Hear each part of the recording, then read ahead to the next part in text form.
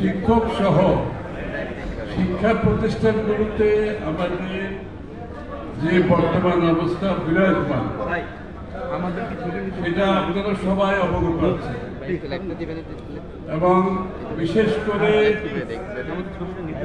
পলায়নপর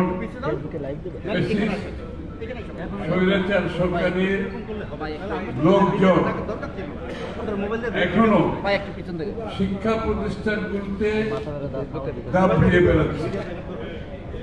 তাদের নিয়ন্ত্রণ এখনো আছে এবং তাদের নিয়ন্ত্রণের সুযোগ নিয়ে আরো কিছু শক্তি এখানে সুযোগ দিচ্ছে। তাদের সাথে মিলে স্বৈরাচারের সাথে মিলে তাদের দোসরদের সাথে মিলে আরো কিছু কিছু শক্তি এখানে সুযোগ নিচ্ছে।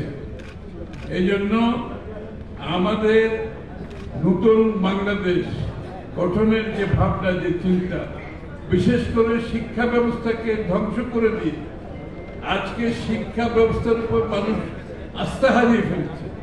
সেটা বিশ্ববিদ্যালয় থেকে শুরু করে একেবারে প্রাইমারি স্কুল পর্যন্ত মানুষ আস্থা হারিয়ে ফেলছে। এই আস্থা ফিরিয়ে আনতে হলে শিক্ষা ব্যবস্থায় যে দুর্নীতি হয়েছে, শিক্ষক নিয়োগে যে দুর্নীতি হয়েছে, শিক্ষা ব্যবস্থায় যে শিক্ষা থেকে দূরে সরে গিয়ে রাজনীতিকরণ করা হয়েছে, এখান থেকে দেশটাকে মুক্ত করতে হবে।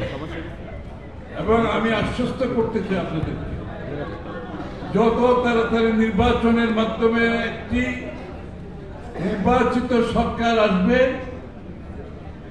যারা জনগণের সাথে সম্পর্কিত থাকবে, যারা জনগণের সাথে জনগণের সমর্থন নিয়ে, রাজনৈতিক সমর্থন নিয়ে দেশ পরিচালনায় আপনাদের সমস্যাগুলো সমাধান করতে অনেক সহজ হবে।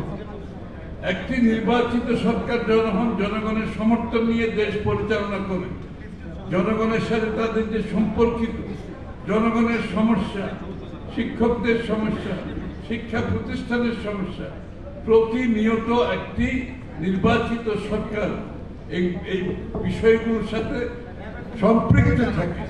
আজকে যেটা অনুপস্থিত, সেখান থেকে বেরিয়ে আসতে হবে। একটি সুষ্ঠু নির্বাচনের মাধ্যমে, দ্রুত নির্বাচিত সরকারের মাধ্যমে জনগণের সমর্থন নিয়ে পরিবর্তন আনতে হবে। শুধু পুলিশ আর সরকারি কর্মকর্তারা কোনো পরিবর্তন আনতে পারবে না।